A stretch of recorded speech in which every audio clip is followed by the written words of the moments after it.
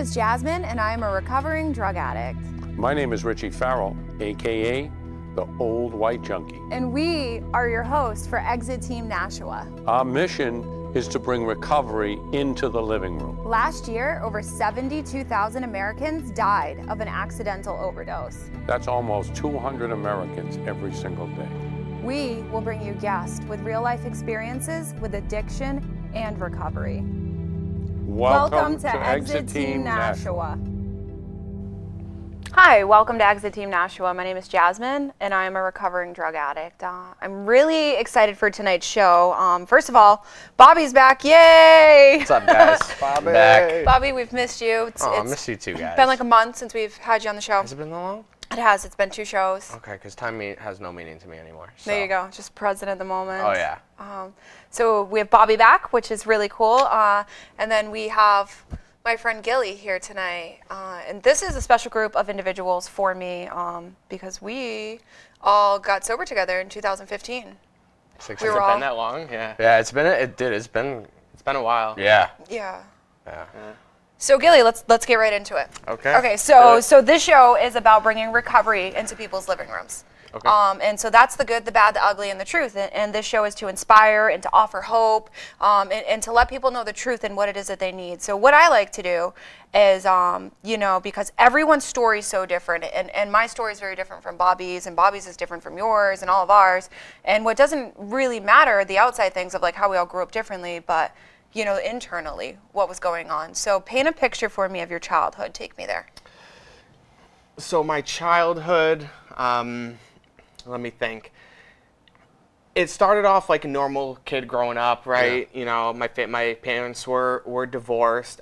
They both loved me dearly. They wanted me to. My dad had me playing baseball growing up. At the same time, he was a career military man, so a lot of his time was focused on the work. Really only got to see him on the weekends. I mainly lived with my mom growing up. Life was all right. She had my brother. She did everything she could for a single mom to raise me the best way she could. Yeah. And that's when things start getting a little gray area, we'll call it, because when Okay. yeah, right. A When little bit of gray she area. did everything she absolutely could for me. She wanted nothing but keep the roof under my head, make sure we had food, heat, all that stuff. But she's a single mom of 2 kids. Right. Everything falls on her plate, so she's just working a lot, and that had me kind of explore, let's fill this void of family with a quote unquote family that really wasn't there, and then I kind of started taking the wrong path. No. Okay, so how did that feel? So a lot of people, they can identify with these feelings, like you said, fill that void, but Yes. So it took me a long time to realize kind of those feelings. At that time, I thought, hey, this is normal. This is what every kid goes through, honestly. And as I started realizing, hey, my friends are sitting down with their parents at dinner every night and things like that, I started just having this, like I said, that void. I had this, almost like this sorrow for myself, almost like self-pity, like I wanted more, right? Makes sense.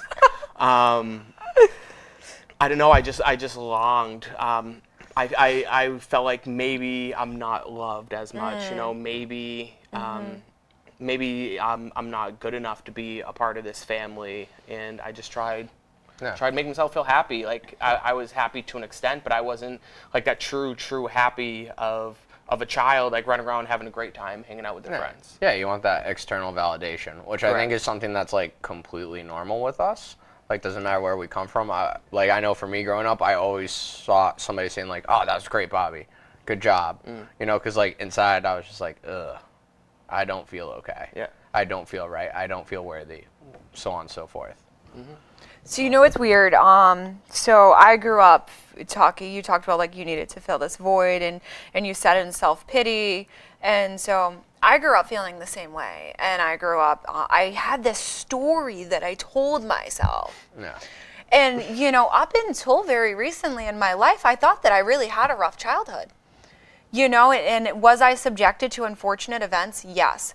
But I've been really honored and privileged to work in the firing lines and in the trenches. And these people come in and they tell me their life stories. And I'm like over here in tears. And I'm like, you didn't have it bad, Jazz. Like you didn't. You know what I mean? Like maybe you went without some material things. And like maybe your family was going through like their own stuff. But like you were okay. Like you were not like abused and tortured and like put into like all these crazy but I thoroughly believed that like I was so unfortunate and I wasn't, and I'm okay today. But that's the thing too, right? So like we only go off of what we know, right? We don't know that there's worse. So like it's like for me, it's like when a little kid falls and scrapes his knee and he's screaming how that's the worst thing that's ever happened to him, and you're laughing at him because you're like, oh, you haven't even experienced a little bit of life. Like in that kid's mind, like that is the worst thing that's ever happened to him in the world. So I get where you're coming from. So Gilly, how old were you when you picked up? First time I used 8 years old. What? Yes. Nice. 8 years old. Very, very young. Get it going young. I'll never forget it. Started smoking weed and drinking, just like the best of us. Yeah. And obviously progressed from that day on. Okay, all right. So tell me about the progression. So the progression was rather rapid with me. I like that feeling, you know. Who doesn't? Yeah, Especially as a little kid, yeah. it's the best thing in the world. Oh, yeah. So yeah, I just started hanging out. One of my best friends had older siblings, started hanging out with the high schoolers, you know, oh, I'm cool, my crowd's in high school, as I'm like in elementary school. And okay, yeah, pretty much. And then started dabbling what they were. I see the way substance made them feel, so I wanted to use it. So then that progressed rather fast. By 12 years old, started using cocaine regularly, as well as smoking and drinking. Then the progression just kept going and going. Ended up pills, opiates, heroin. Downfall. I had a downfall the whole way, but my knees. I dropped to my knees with heroin. Yeah. So how old are you now? I'm 30 years old. 30. Oh my God, you do I not know. look at The what? baby face, right? And you look so dapper. Thank you. And you don't, just looking at you, you don't look like someone that I would have ever thought was a heroin addict or who had been through those life struggles. You know, so I do want to talk about the struggle a little bit more for people at home that are watching, and you know they're going through this with their loved ones. I want them to understand that, like, you know, you went through that too, because look at you. Like, I would never think that you went through that. So what happened that brought you to your knees? Where do I start? I don't think we have a long enough show, honestly. True, we can get you back on. Yeah, I know. Where did it start? You know, I honestly thought that it was going to come with the countless times I was arrested in jail. Right, had a probation officer, PO for 11 consecutive years. Time and time again of sitting in jail, like, oh, this is going to be it, this is going to be it, it's horrible. Obviously wasn't. It wasn't enough. It took me a long time, but it was hurting my family. When I actually saw the pain and the destruction I caused to my family in that couple minutes of clarity that I had, it crushed me inside, and then I would go back to using to try to numb that feeling.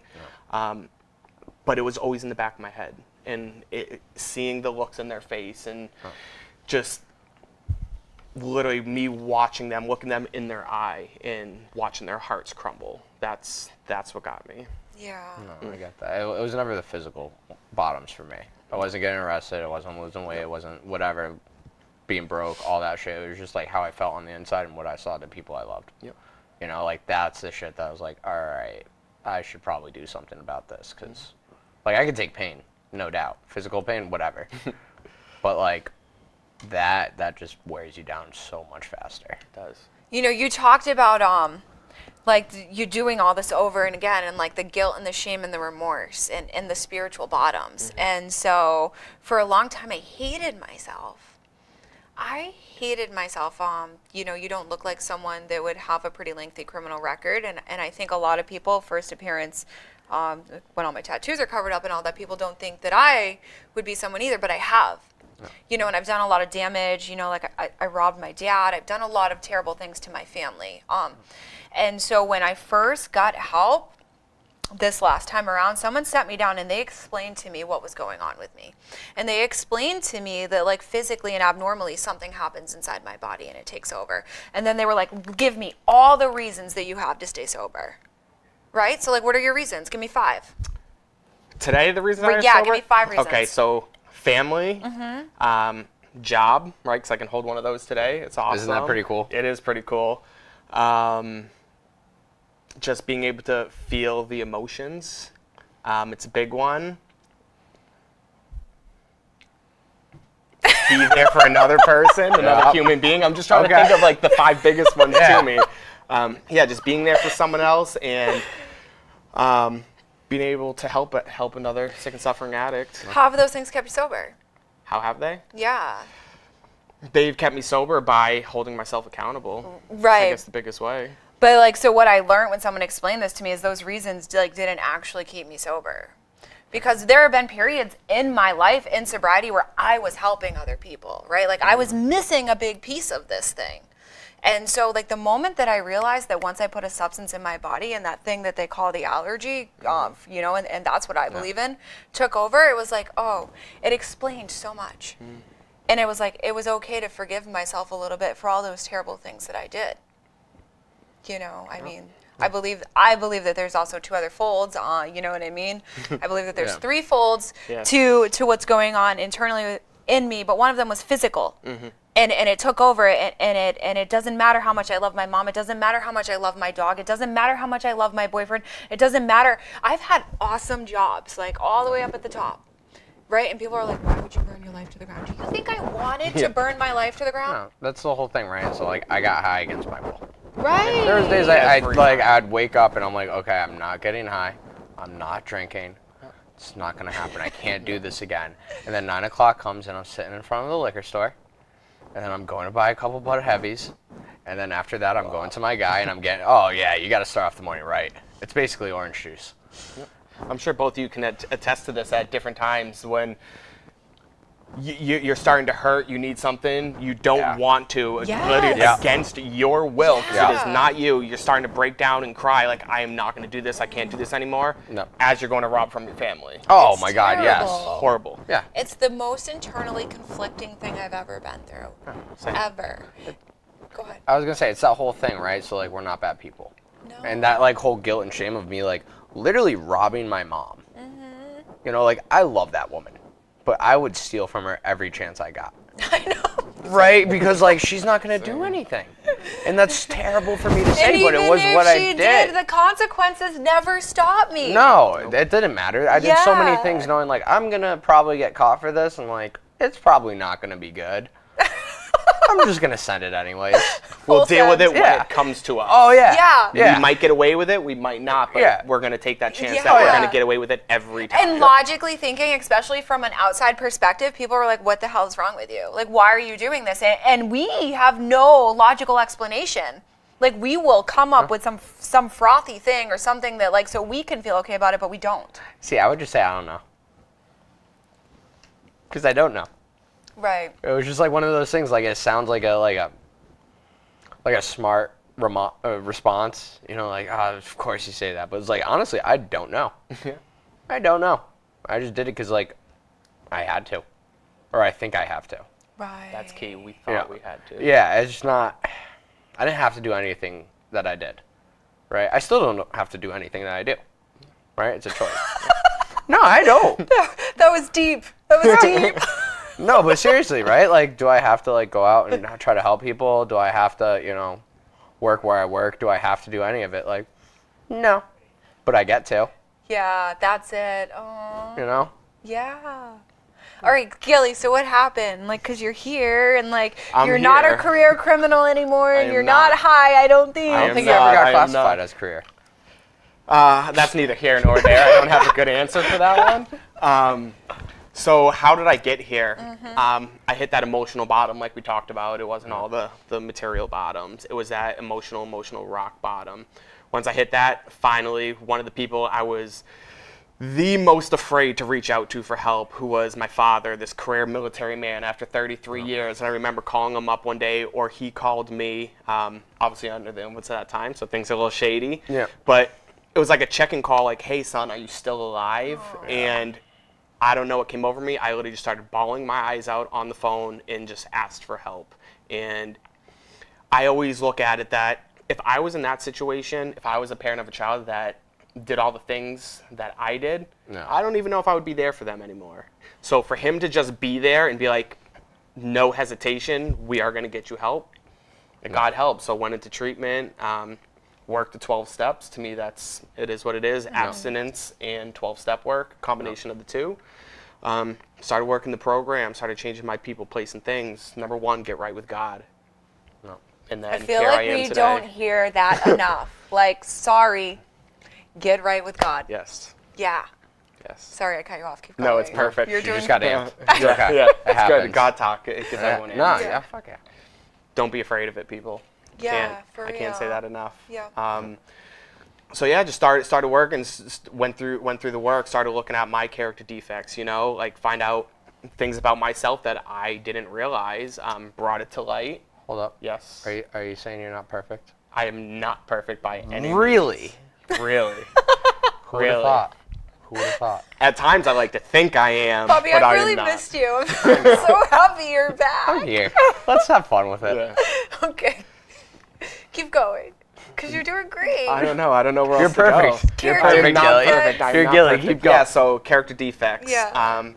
After that, you know, I found out all these character defects about myself. I remember I was sitting with my sponsor, or after sitting with my sponsor and reading my 4-step, and I go into this room to take my hour with God, and I open up this piece of paper, and I'm just like, oh, I need to go write again because this man, I'm telling you, he's wrong about all these. I sat there, honestly, I'm sure a lot of people understand this, and I sat there with it with myself. What? I know, right? Who would have guessed ego was one of the first ones on the I don't know list? if you know this, but my full name is Robert Joseph Humble Pinciero, so like, I don't know if you got the right idea. Yes. So I started giving back what was so freely given to me. Yeah. Can't say that enough. You know, started making right for all those wrongs I've done to those people in my life, and it's helped me tremendously. Can't say it enough. Yeah, absolutely. And you talked about giving back. Like, I work with you. You do. I see what you do. I see how much you fight for people to get them help in any way, shape, or form. So, like, that's something you continuously do. I think that's something all of us continuously do. And, like, that's the biggest part of mine, I feel, is helping others. Because, like, when I reached out on the day I got sober, I was given help within 20 minutes. Yeah. You know, I called Nate. Yep. You know, and 20 minutes later I had a bed. Yeah. You know, He's a great guy. he's an animal. He is. No. He is. So giving away, I try to explain this to people, and I can't really explain it because I don't really know, but for some reason, right, you think taking your time and giving to someone would be a burden. And truth is that sometimes my mind tells me it is a burden, right? But then you walk away and you have been gifted with all this life inside your soul, and you're like, oh, okay, I understand now. Or sometimes I'll be like, oh my God, like I've got to do A, B, C, D. Like I don't have time to go meet that person today, but I'm gonna go meet them because like my life depends on it. No. And then I'll walk away and I'll be like, okay, I get it. I'm really happy now. No, and it's Every time. Oh yeah. Every time. Oh yeah. No, and it's like that whole like idea, right? That like I've taken away for so much. Yeah. For pretty much all my life. So like the chance of me giving back. I just love Bobby. Yeah. Pretty much all my life. No, pretty much. I mean, like, it's very recently that I'm an upstanding member of society, if you even want to call it that. Yes. Right? So, like, it feels good to do that kind of stuff, to be there for people. You know what I mean? What? Do I amuse you? Am I like a clown? I'm still just laughing at them pretty much all my life. That was good. Yeah. Get that good, fellas. Yeah. Nice. Okay, cool. So, what else do you do? Because you have like really cool things going on, and like you're doing well, and like, you know, for when I first got sober, my life was very, very, very rigid, and I had all these things that I had to do, and I did need to do those things, and that's where I was at. But like, that's not my life today. Like, I'm out living life, and like I have really cool, beautiful things happening. Do I give back? Yes. Do I still write inventory? Do I still put myself in check? Do I still call another woman and read those gross things about myself and get humbled? Yes. But I'm here to tell you that there's a lot more to life, and I see you out living life. There is a lot more. Yeah, so what else do you do? So I live my life. I lived a life that I thought I could never live, Right. honestly. Even, I'll just throw it in, last weekend alone, Bobby was there. Oh, yeah. We went camping. Yeah. It was amazing. There was what? Yeah. Stop like it! You went camping with Bobby. I did. Oh, yeah. I want to go. Oh, He yeah. wanted to fight a bear the whole time. I really Have to think I throw could it out take an there. adolescent bear. Yeah, I just don't want to think see so. Bobby camping. It was, Oh, it was great. It yeah, was great. yeah. He looked like a hunter. I was a mountain man. I let the scruff Yeah, go it was out. great. It was great. Oh, yeah. Okay, all right. So we did that, and we just loved it. It was what, a group of, how many was it? Like 40 something guys like in that, the yeah. program. And we all went up north. Guess That's what? amazing. It was raining on Friday. No. We were all still there. Yep. I think Saturday night we slept in like 25-degree weather, and we woke up and there was frost over everything. But it was awesome. It was the best time I've had. in a Literally, long like, time. us all sitting around a campfire, Yes. just telling jokes, Yep. just making fun, like, just being busting each men. other. Oh, yeah, Oh it was God, great. I'm glad I didn't go. Oh, it was actually. great. Yuck. One of the guys cooked venison. Yeah. I never had venison. It was delicious. I did like woodsy stuff. It's my first time camping. Yes. It was. I've never been camping before. I was like, I'm gonna fight a bear here. Like, I I should really, have videotaped it. we did. Someone did Yeah, videotape it. we did. Okay, Yes. I It retract will my come statement. out. I do not want to see that video. Oh, it's great though. I mean, like, but that's the thing, like, right? Like, we went rock climbing. We did. We went rock When climbing. were we ever gonna go rock climbing That's amazing. when we were getting high? Hold on. Honestly, I was a liability. Yes. Going rock I was climbing one of those, high. you know, it's summertime finally because we have very cold winters up here, as you Yep. both can attest to. I'm going to do X, Y, and Z this summer. And, you know, that summer it doesn't happen. So then it was next summer. Yeah. And then next summer. And next thing you know, it's 5 years later. And I've literally done nothing with myself for 5 years except for hurt people and take from people. So just living life. It's so cool, right? I've been sober 2 years, and I've done more in 2 years than I've done in the last 32 years of my life. It's crazy. Same. People are like, you're just like out there rocking and rolling, and I'm like, I don't even know how to slow down. Yeah. I don't. No, you got it. I don't even know if you would consider it catching up on life, but it's actually just living it. Yeah. Because like literally, like when I was getting high, I didn't leave my county in Connecticut. Like besides like the random wake up in New Jersey, not knowing how I got there, because it happens. It happens. It happens to the best of us. But like now I get to go to the beach, go camping, go hiking. I never went hiking before. Yeah. Think I would go hiking? No. No. But like I get to do that kind of stuff today. Mason and I are going hiking next week, and I would love for you to come. As you laugh. That's awesome. Major? Sure, wherever. That's the last time we hiked. We could go. We could hike Mount Major. We could go wherever. Yeah. So Hiking's so great. you're living. You're out doing these really cool things, and what else? I went to a whole bunch of concerts this summer, which was great. It was something that I thought, concerts and the beach. I went to the beach a lot this summer as well. Both of those I thought, when I'm sober, I can never do these activities ever again. I can do it just fine, and they're amazing. So I think there's one If more not thing better. that you're kind of just scooting by, but I think it's huge for this. Okay, here we go. What do you do with your family? Anything and everything I can. There you go. Honestly, went to take my mom out, right, for her birthday this year. Same with my dad. I'm literally just there for my family. And that's something that like I know even if I was there, I wasn't there. Yeah. Right. I wasn't mentally there. I was either thinking about You were physically present and nothing more. yeah, I'm either high, so I can't pay attention to anything and notice anything. Either that, or I'm thinking about getting high, or I'm thinking about what excuse I'm going to use to get out early so I can go get high. I was never there. Like today, I get to be present. You know what I mean? And it's a gift. It is a gift. How cool is it? And how cool is this show? You know what I mean? Because like as you guys are talking, I'm just like taking a step back, and I'm just like, holy cow! Like you guys are so inspirational. Thank Like you. for And you viewers, are inspirational Yeah, too. For viewers okay, that are let's watching- get that compliment that are back. watching you know what at I mean? home though, like Gilly, like you're our guest today, and this is about you. But like you were like that hopeless person that people had given up on. I am the You real deal were. alcoholic that the big book talks about. And Wow, so like if you guys are watching and you've given up on your loved ones, or you think that there's no hope, like here he is. He's alive in the flesh, and like he's out living life today. He's showing up for his family. He's going camping with his friends. He has a job that he shows up for. He helps people. In personal life and in work Yeah. life. Yeah, no, and it's nice having that distinction too. Like I like how you to. brought that up. Have to 'cause, have work and recovery separate. Right, Yeah. Even with absolutely. working in the field. Yeah. Thank you. And it's one of those things that, you know, I've seen it happen with other people, and it doesn't work out well if they don't keep it separate. But like the fact that you said that, you know, separate, that's huge for us. Has to be. Yeah, it has to be, absolutely. So I work in the field, and my work is not my recovery.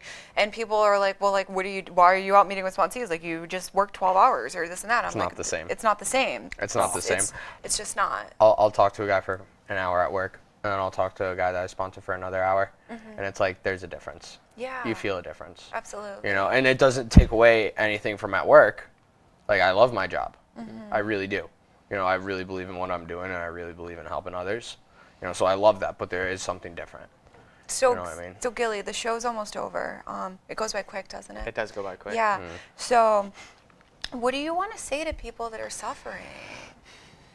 There is hope. Yeah. Bottom line, there is hope. There is a way out. Ask for help. Can't say that enough. Ask for help, and help will come. No. Pray, even if you don't know what you're praying to. Right? You have to throw it in there again. Yeah, and you don't have to say the 1,000 these in praying. No, you do Oh, not. I talk. We need a whole show on that. We could- oh we my could- God. It drives me crazy when I talk to someone and it's like, well, I don't know how to pray. Someone says I have to do it this way or that way. Pray however you want. Was that God, or is that who you want to call your higher power? No, they are not. They're one of us. Don't let anyone ever tell you No. the right way and the wrong way to pray. Yep. Yeah. Just do it. Or the right beliefs or the wrong beliefs. Correct. Right. Just to do it. Or what you can and can't do. Like, it's up to you what you find Yeah. objectionable. Yes. No one else gets to dictate what's objectionable to you. Yes. You know?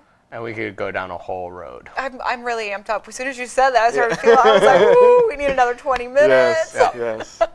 No. And that whole thing, like the help thing, like asking for help. I know one of the scariest moments in my life was asking for help. Yes. Same. You know? Same. Yeah. It's still. Today. Yeah. Still. But like I know for me personally, like I wouldn't be here if I didn't ask for help. I know you wouldn't I be would here. not be. Would you be here? No, Yeah. no, I would not be here. And I'm really stubborn, and my God is really good. And God put people in my life who said, I'm going to help you. Yes. And I was still kind of like, yeah, okay. Yeah. Was it that noise? Was it that Probably. exact That's the guys. That's the noise that's usually going on inside of me that I don't share with you. I'm just really awkward and Charlie. I'm just like, yeah, okay. If people could be in our head at times, right? They would just hear a lot of 2000s R&B if they were. Yeah. So thank you guys for watching. It's been a great show. Thank you for coming on. Of course, thank you for having me. Kill my road dog. Thank you. Yeah. Love you, buddy. Bobby, I'm happy you're back. Me too. I've missed It's been you. too long. So if anyone's struggling, if anyone at home that's watching this is struggling, a loved one struggling, anyone that you know is struggling, reach out, ask for help. The city of Nashua has plenty of resources available. You can reach out to anyone on Facebook. It doesn't matter. We're here to help you. We love you, and we believe in you. Thank you.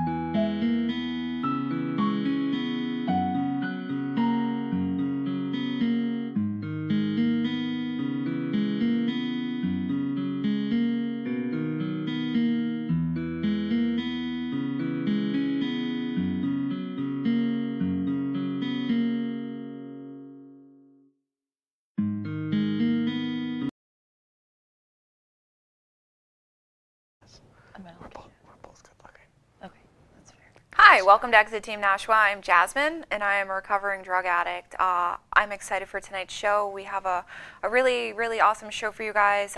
You know, we have my dear friend, one of my best friends in the whole world here tonight. So that's really so cute. True. It's true. It is, and it's an honor. And we have our co-host Bobby, who I love and adore, and he just absolutely She's lying. cracks me up. He does. He really does. So we have a really good show in store tonight. How are you? Good. Are you nervous? Yes. It's okay. Yes, Don't be it's nervous. okay. You're doing great. After time, it'll just go away. Yeah, It's good. You're It's doing fine. great. Yeah. You're doing great. I'm good. I'm good. Go for it. Yeah. So usually the format we kind of go is, you know, we don't, you know, everybody's experiences are different, right? But it's a good way to kind of get to know somebody and like understand the emotions and the feelings that kind of went behind, you know, the reasons why we are the way we are. Mm-hmm. So, Yeah. Wanna? So what's my story? Is that what you're asking? Yeah, like a little bit, just a little bit about you. So this show is for people that are struggling, for family members of loved ones that are struggling, you know. And the show really isn't even about the drugs. It's about the internal pain and the internal suffering. And to let people that know that there's relief to that, and that you can be free, and to educate and to inspire and to offer tools, you know, that the show is really, really just to help the community. Right. So people can connect with you. We ask that you just bear a little bit of who you are. So maybe just like, you know, your childhood, a little bit about. Okay. Yeah. Father's maiden name, social security number. Yeah. Okay. Yeah, my social is. What is your credit score? It's actually good, which is a surprise because it was very low, so it gives a recovery. I guess what my childhood looked like is like kind of like what Gilly had said on the previous show, is like my childhood wasn't bad. And like you said too before, is that you thought it was bad, and I thought my childhood was genuinely bad until I got into the program and heard everybody else's story, and I was like, wow, I had it so easy. Like I really had it so easy. Like I had, my parents were loving and supporting, they're still loving and supporting. And like granted, I had like emotional turmoil in my family, like as a child, but like in no way, shape, or form was it why I turned into like a alcoholic, like addict, you know what I mean? It had honestly nothing to do with it. So like my childhood was good, I was loved and I was cared for. But like the feelings as a child is that I know that like I just never felt good enough. And I constantly compared myself to like what other people had, or what their families looked like, or what they were doing, and I never had good enough clothes in high school, and I could never fit in with people in high school, and if I only had the nicer car instead of my Ford Focus wagon, then like people would accept me more. So I was always seeking like something outside, like I needed to go shopping, I needed to get new shoes, I needed to get something, and I was like, if something changed, I would be okay, you know? I think that brings up a great point. So I work with a lot of families. And the family is always like, I don't know what to do. I don't know what to do. But you're saying everything was provided. So moms and dads and loved ones that are watching this, if you're trying to figure out what it is that you can do and how you can give and how you can fix it, it's not like going out and buying those things or providing those things, because it was never material stuff. Right. You know what I mean? I used materials to make me feel good. Yeah. Because like it gave me that instant gratification for about 5 seconds. You know, and I kept thinking that would work, and it wasn't, you know, the whole family's giving thing. Like, at that point in my addiction, family giving me stuff was not helping. You know what I mean? Support to get help, yes. But if you're giving me money, if you're giving me that, it's never going to go well. Right. Yeah. So what happened? I mean, like, so you're telling me that you were just an internally comfortable child. You're not really too sure why you were uncomfortable. Yeah. I can totally identify with that. You know, my earliest memories of a child, I just never felt okay, never. But so what happened? So how did you go from seeking material things and you know, validation for that comfort to drugs? So I just know that when I picked up a drink and I started smoking weed, like everybody does it, at the age of like 14, freshman year in high school. And like, I don't think at the time that I realized that I was going to be an alcoholic. I just knew that it felt good. And at some point, like when I looked in the mirror when I was drunk versus when I was drinking, I looked in the mirror and I was like, hey, I'm pretty. Like, or like, oh, I can go out and leave the bathroom and actually maintain like a conversation with people, you know? So the drugs were the solution. Yeah, the drugs. I love it. People are like, F heroin. I hate heroin. Shoot your local heroin dealer. I'm like, you guys are ignorant. Yep. Yeah, I that's love a y'all, fact. but you are so ignorant Yeah. because the heroin is not my problem. Right. No, this substance was what I'd used to be okay. Yeah. You know, it wasn't like, oh, the big bad heroin dealer made me buy it. Yeah. It was like, no, I was blowing him up for 3 hours. You know what I mean? Like, it wasn't like he was like. Bobby was notoriously seen in parking lots. Oh my God, Side Street, Ortega Ave in Hollywood, in Bridgeport. That's where I was at. But yeah, no, it wasn't that. It was just okay. I found this one thing. Actually, I found this plethora of substances that if I do, suddenly I could sit with myself. Right. Yeah. You know? And you know, I understand where people are coming from when they put the focus on the substance because there is a lot of misunderstanding and they want to help. But what you're doing is you're really distracting and defocusing from what the real problem is. Yeah. And I don't think it's done intentionally. I think that people are really misinformed. You know? I agree. I think what it is like you want to be like it's natural to get angry, right? Right. And like you don't want to be mad at the person, so you get mad at the substance. Yeah. But instead of getting mad, it should be what can I do to help? Yeah. You know what I mean? But people don't get that far. Well, we live in a really sick society. Yeah, and it's also tough when we're losing, you know, a couple people a week. I know. Literally the other day when I woke up in the morning, 5 people I knew had passed away that night, and I was like, "How is this even real? No. 5 people in one night? Like, Yeah. it was, you know, it was an emotional day, and that's the reality that we're living in. So I guess people can get angry, you know, because they don't know how to deal with all of that. But the truth is if you're angry, you know, you might want to try and take a little bit of a different spin on it. Yeah. Because it's really about building up community and loving and nurturing. And you know, it didn't matter how many drugs I did. I still felt empty on the inside until I was willing to let people love me and take a look at that. It didn't start getting better. Yep. No. And many people in my life thought the heroin dealer sucked and it wasn't his fault. Yeah. You know? No, the So- heroin dealer normally doesn't call you.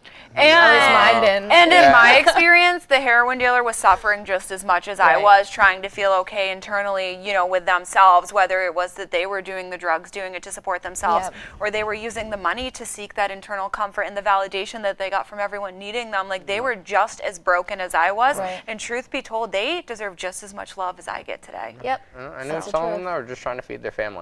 Right, Right. absolutely. Well, Yeah. don't even get me started on how criminalizing drugs is Yeah. not working. Oh God. All right, let's go back to Sammy. I can go on for days. I Dad's know fired up. we can go down a very long road right Let's now. talk politics. Oh no, please don't. All right. Yeah. So I keep going. What about? You. Can you prompt me? Give me a question. Well, what happened? So when did you pick up? So alcohol, weed. Yeah. I mean, because you're I know you're a pretty vicious heroin addict. So how did it go from just Proud of you. No, so it wasn't pretty. Yeah. But I did think it was really cool to be a heroin addict for a really long time. Oh. You want to go into a little bit of detail on that one? Because I was like, I'm hanging out with the older people, and like Okay. you're smoking weed and I'm shooting heroin. So like, what's up? Like, who can party harder? I can. And I Do a made heroin that. like an adult. I made that my identity. Yeah. You know, like I was like, I'm a drug addict, and like, there's my ACE card. You know what I mean? pretty badass? Yeah. And then I thought I was just so cool, and like the reality was that like it's not cool. Because you're a young lady. How old are you? 23. 23. You're just I'm just a baby. Yeah, just a little Yeah. kitten. And you're so well put together, and I have the honor and privilege of knowing you on a very personal level, and your soul is very kind and genuine and bright. You know, and I'm really grateful that we didn't know one another in our active drug addictions. Oh gosh. 'Cause I don't think we'd be friends. For sure. it would have been gnarly. Yeah. But so when I hear stuff that you've told me about your life back then, I can't even believe it. Yeah. So tell us a little bit more about what it was like, and then we'll get into the solution, because that's really what the show is about. Yeah, you know, but I want absolutely. people to be able to identify Yep. with you and know that you're the real deal. Right. So my drinking basically just got really bad. And it progressed like all throughout high school, and I got like some DUIs, some drinking citations. I caught a lots of harm. I was a blackout drinker. And then I'd gotten a DUI, and I was like so depressed because I couldn't drive. And someone one day was like, "Have you ever done heroin?" And I was like, "No, but I have like some." My brother's also one of us, you know, and he struggles. And someone asked me if I want to do heroin, and I was like, yes. Despite like all the warnings of like doing heroin, I did it anyway. Strong prejudice. Oh yeah, that thing, exactly. And it just didn't matter, you know, because like I'm so broken internally, and so it just progressed from there, you know. And it got bad, and I went from snorting it to smoking it to IV usage, and like I didn't lose anything in the first treatment center I went to. I was like 18. I didn't lose a car. I didn't lose family members. I didn't lose friends, and all those things like that in my mind. Like I separated myself from all the other people who had like overdosed and they were shooting up. Like, I was like, you're one of them. I was like, I'm not a heroin addict. You're a heroin like addict. A lady. Shooting up like a lady. I was a real woman, you know, who could shoot heroin, and it was fine. But all that stuff started to happen, you know. You were eligible too. Oh yeah, yeah. It's all the yets, and it starts slowly, but like they say, it's progression. Like I lost a car. I saw someone die like firsthand. Like I was there. I've had a lot of friends die. I spent all my money. I mean, all the material things I lost, but I also like completely lost myself, and I was absolutely broken, like contemplating suicide like quite frequently. You know, I was broken. Yeah, and that's what it looked like. It was ugly. Yeah, but I'm not unhappy anymore. I'm great. You're also not ugly. You're beautiful. Thank you. So let's talk about how you got to this point now. Yeah. Right, because like, so you went from that low, which I think we all have experienced. Yeah, for sure. You know, and those things that you said are terrible, but they're not uncommon, which Yeah, is no, sad not for at all. us. Because like same thing happened to me. I'm sure same thing happened to you. Yeah. You know, so like, what did you do to be where you are now? I was given like an ultimatum. Like you can either be homeless, or you can be homeless with my dog at that, or you can go to treatment. And like God pretty much intervened in my life, because in my mind I was like, I'll be homeless with my dog, but like for some reason that didn't sit well. And yes, it was for the love of my dog, but like there was just something in me that was like, as much as I didn't want to go, I was like, I need to do this. And like my own power, like I wouldn't do that. Yeah. And so like God absolutely was like, okay, time to go to treatment. And I went. So how do you stay sober? Because there are a lot of people watching that don't know how to stay sober, and there are people that are struggling that have tried to get sober over and over and over, and they feel hopelessly defeated. Right. So how do you stay sober? Because like people are literally dying to figure that out. What do you do? I shut up. Like I shut up and I stopped trying to like run my own show. You know, when someone says like do X, Y, and Z because it'll help you like get closer to God, or it'll help you, you know, like not defeat this thing, but like put it at bay. I just did it. I was at the point where I was so broken that I was so willing to do whatever people who had gotten sober before me told me to do. I took suggestion, and like now I'm in like the maintenance phase, because I'm Can you explain what you mean by maintenance phase? Yeah, sure. Okay. So because there's different kind of maintenance phase with different things. Yeah. Gotcha. Yeah. So I have like a higher power in my life. Yep. Right. And that for me is just like pure spirituality. Like I don't practice like religion because I'm not really educated on religion. Like, and that's fine, you know. So someone can totally be religious and have that be their thing. Mine is just like spirituality, and I don't know what it is, but it's fine. Yep. I constantly take a look at myself and what I'm doing, and I'm like quick to not judge other people. And like I help others, like I sponsor women, I take them through the work. Like the big book of Alcoholics Anonymous, I do exactly like what's in that book, and I try to just be a better person. Like I don't do things that make it so I can't sit with myself, that I'd feel bad about. Yeah. I think like what you touched upon, like people are dying to figure out what it is, right? Like I have people, what did you do? And it's just like, it's really not, there's not magic secret. No. Right? It's They not, say it's simple, not easy. yeah, it's not like somebody pulled me aside when I was like a week sober, and it's like, all right, kid. So I know we talk about all this stuff, but like this is the real thing. You know, nobody ever did that. They were like, hey, if you want what I have, do what I do. And it wasn't like them just talking to me about it. Like they brought me into their lives. Yeah. Right. You know, they showed me how they live. It wasn't like yes. I could talk a great game for an hour and a half, and then I go home and I yell at my wife and I kick my dog. Right. I like the women that guided me when I was so vulnerable in the beginning, and the women that loved me, they brought me into their lives. They brought me into their homes. They showed me. They loved me. They nurtured me. I was so flawed. I was so broken. I didn't know whether to go left or right, and I cried most of the time. And they were like, it's okay. They told me it's okay. I was like, what do you mean? It's okay. They're like, it's okay. And they just kept loving me and loving me. And that's so important. And I love that you said, like, they just didn't talk about it. No. You know? That whole bringing it into your homes, right? Like, I remember I was telling people, like, hey, I used to break into houses and steal. And they're like, cool, do you want to come over and watch the Pats game? Yeah. And it was like, that I just told you. connection, And that they're like, yeah, I don't- love. That you know? nurturing, and that's what we need, and we're getting all this money, and we're like heightening up law enforcement, and we're criminalizing drugs, and I'm like, hello people, it's not working. Right. Like, how about some decency? Yeah. How about we go out and like we feed the homeless, and we love them because they're people too, and they deserve it, and you know, whether they choose to be homeless or whether circumstances have brought them there, they're no less than any of us. Thank you. You know, and like the unfortunate, and like I'm really, really, really blessed to have my life put together today, but not for a second have I forgot where I came from. Right. Not for a second. That's me after 2 bad decisions. Absolutely. That's literally like maybe not even 2. That's like 1 bad decision, and that's me. Yeah. And I know? see people and they're just hurting so bad, and especially people that suffer from substance use disorder, you know, they just hate themselves, and I'm just like, it's okay. Yeah. Let me love you. I know. I think that's what people don't realize is like they just see like the outward behavior. Right. And like that's where the ignorance comes from, but like I know that all of us have had the opportunity to like work one-on-one with other alcoholics, and like the best gift that I've been given is like all I do for people is like try to make them laugh and try to make them feel like worthy, and like I hug them and I'm like, it's okay, like it's okay. And like real quick, someone told me at work the other day, they were like, I'm putting you on my 4th step and saying I resent you because you're so happy, joyous, and free. And like back in the day, I was so miserable, nobody wanted to be around me, and I was like, that's a gift. But yeah, I lived with Sammy when she first got sober. I was awful, dude. I was a mess. Oh my God, hold on, I have to share. She's Okay. gonna hate me. All right, go ahead.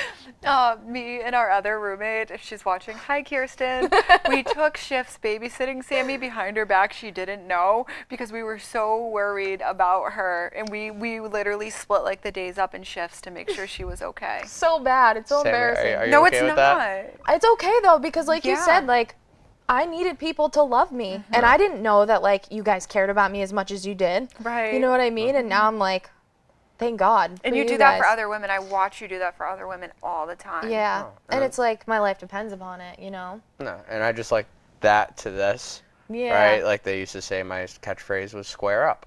I Yeah. tried to fight everybody because I was terrified. Now Yeah. I make fun of myself all the time. Yeah. Constantly. If you guys cool. haven't figured it out. We have a statement. Do you want to read it, Sammy? Sure. So it says, spirituality is your own personal relationship with a higher power of your understanding. Religion is man telling you who God is. Yeah, I mean, I would think in my personal life I would absolutely agree with that.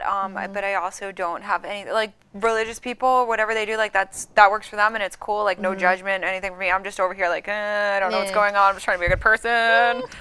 Honestly, I don't care what anybody believes in. Yeah. Right. It does. yeah. If religion's your thing, awesome. Like it's Yeah. it's a thing for a lot of my family, and they love it. And like they are amazing people, and like awesome, good for them. Like Yeah. for me, it doesn't really work like that. I have my own understanding. That's great. Do I care what anybody else thinks?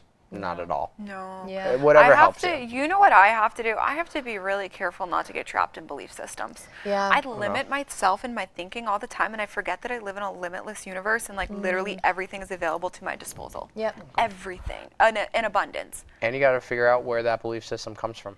Yeah. Because you inherit belief systems, generations on generations on generations. Well, absolutely. I have a negative core belief that I'm unworthy. You know, it has improved tremendously over the last 2 years, but there are things that can still trigger it to come up in me. Oh, yeah. So. Yeah, life isn't perfect all the time when you get in recovery. I know. No. It's definitely not. Can you keep going on that? Because that's something I feel like not a lot of people are. Yeah. Like, I've been told, because they assume, like, my life's going to be fantastic from here on Yeah. out. Like, go on a little. Yeah, that's not the truth, you know. I think what recovery is that you're given this, like, they call it like a spiritual toolkit, right? So like when things happen in your life, you have instead of like sticking a needle in your arm or drinking or doing whatever you do, like you just have a better way to like cope. And like you also don't have to like look to yourself to figure it out, you know. You look to God to figure it out. And then you have other women that can help you, and other men that can help you and guide Stay you. away from the women. Yeah, Yeah, men okay. with men, women with women. Yes. But yeah, there's like a lot of shitty, crappy moments in life. There's bad moments. Yeah. You know, No, and there's that- bad moments. And I think one of the biggest things I learned is, like, just because you're sober, it doesn't mean life just doesn't, like, stops Yeah. happening. Like, Life doesn't life's stop. life. Like, normal people have bad days, too. Yeah. Normal people have struggles I've that they had go bad through. months in sobriety. Oh yeah. Yeah. I literally, like, what was it, like 3 months ago, I had the worst, like, one thing after another. remember that. I like unexpectedly lost my job. I had to find a place to live. The place I was supposed to move to ended up like not working out. Then I got hit. My car got totaled. The insurance company messed up, and they were supposed to total my car, and they told me that it got approved to be fixed. So we brought it to this garage, and then there was like it went on forever, like hashing it. And I Yeah. was like, what the heck? And I made it through it. And not once did I think about getting high Yeah. to deal with it. Yeah. I made it through it, you know, Yeah. and it was really rough. You know, I've been through a lot of things. I've been through deaths. I've been through breakups. I've been through like, I've remained sober through all of that. You Yeah. know, I've gotten in fights with friends. I've lost friends. I've gained friends. You know, it's up and down, and it's a journey, and it's just accepting where you're at and being where you're at and honoring where you're at. Wherever you're at, it's okay. Yep. Honor it. Yep. Yeah. And they say like recovery is not for people who want it or need it. It's for people that like work for it. You do it. And it's work like every single day, but it's not like work that feels strenuous, you know. No, I feel like it gets to a point where it's just how you are. It's how you live. Yeah. You know, like, these are the things that I do every day, and it's just normal to me, and like, it does what it needs to do and keeps me sober. In the beginning, it was rough. And in the beginning, Yep. it was work Yep. because I hadn't formed those habits, and it wasn't in my brain, and my brain hadn't repaired enough. And plus, I had a really, really negative core belief that I wasn't good enough. I wasn't going to make it. I had all those self-defeating thoughts along with really bad habits. So it took a lot of work, and what it really took was a really strong community to help me and to guide me, you know. And today it's not. Today I wake up and like the first thing I do is get into meditation. I don't think about it. I don't doubt it. I don't debate it. I just automatically go to meditation and I get myself grounded for the day. My thought process before used to be, well, I don't know. Do I have that time to meditate? No. Now I'm just like, I know that if I meditate, like everything else is going to be better throughout the day. You know, we have another statement. You want to take it away? We are all spiritual beings. That's what connects us all. Love that word, connect. Yeah. Because I believe the connection, love, whatever you want to call it, you know, that's really where the solution lies. You Yeah. know, not separating. You know, I just feel like a lot of these things that you see people whose motives and intentions are good to try and help actually creates division and shame and stigma. You know, when really it doesn't matter. Wherever you're at, and like, I love you. Oh. So Yep. I think the biggest thing for me was just knowing I wasn't alone. yeah. You know, like, knowing, like, I could talk to someone, like, the deepest, darkest whatever that I did, and they'd be like, yeah, no, I did too. You're all right. You know what I mean? Like, it's you'll be fine. Like, just knowing that was like, oh, what? Yeah, people tell you something, you're like, I've actually done worse in sobriety. Yeah. You're okay. But you're gonna be just fine. You know, because I will build stuff up in my head, and it'll be the worst thing in the world, and I will be getting a Right. life sentence once they find this out, and they might even enact like this whole new penalty where they ship me to the moon because of how bad it was, and That'd I'd be be like, nice. That wouldn't be that bad. really? I'd like to go to the moon. No. All right. Anyway. You can. But You can. yeah, but the Whatever. fact of people being like, yes, I was there, now I'm here, and I get you, I understand you, and just knowing somebody understanded me, like that connection, like that made the biggest difference. Because then it was like, I'm not alone, I can do this. Somebody else did this, and they're willing to show me. Yeah. So Sammy, to someone struggling, what would you say? I mean, I would say the same thing that Gailey said, is that just like ask someone for help, because you'll hit a point where you're so broken that you're ready, and like the window of opportunity to get help is really small. But when you feel it, like run with it, you know. And you just got to realize that like you probably have family that loves you and friends that love you and want to see you get better, and even if you don't, you have like the people in the program like waiting for you to come in, because like our lives depend upon like a new person, you know. Yeah. So like get your butt to a meeting, Because we're selfish. we need to help. We need to help you, and like Let us love you. yeah, and like from 3 like broken addicts to like what we are now, like telling someone else that like it's possible. Isn't it crazy? I just love doing this show and looking at the people on it. I'm just like, this is so crazy to think like 2 years ago I was homeless living in the streets, and like where my life has gone, and to know how I feel internally and all the change, and to sit up here and share this with you guys it really is so beautiful. Yeah, it is cool.